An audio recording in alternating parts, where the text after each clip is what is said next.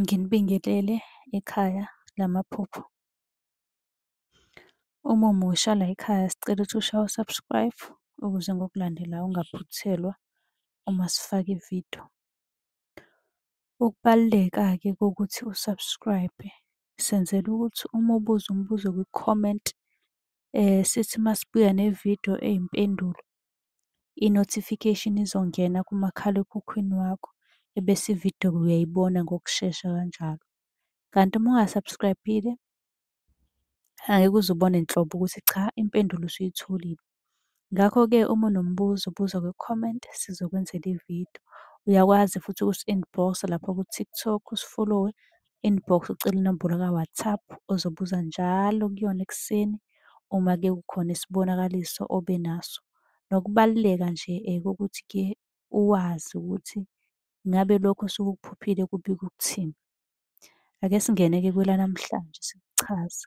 Namuhla uthi yena unokuphupha echithekelwa isisu kodwa futhi ukhulelwe. Ngabe lokho kusho ukuthini?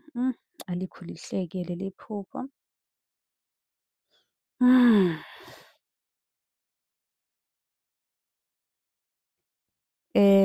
Iphupho leli angingakusho nje ukuthi alikho lihle kuqala kusuke kumele nje usukume.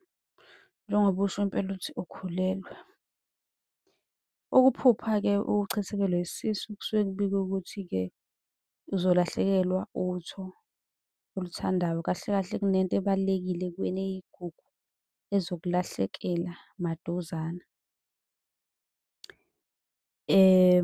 Uma kuwukuthi ukhulelwe njengalo ubuzile ukuthi bophupha sikuchithekele isisu kodwa vele futhi uzithwele. Lapho-ke kusuke kuyisixwayiso ukuthi sukuma uhambe uye kubantu abangabelaphi uyothola usizo.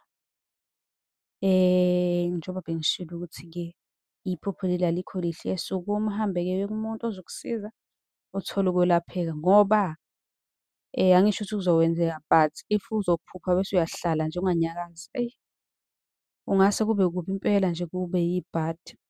So sukuma uthole usizo, ungasi-inbox-a nathi sikudlulisele kumkhulu ozokusiza ekwazi ukuthi-ke ekwelaphe okanye uthole imbiza ezokusiza.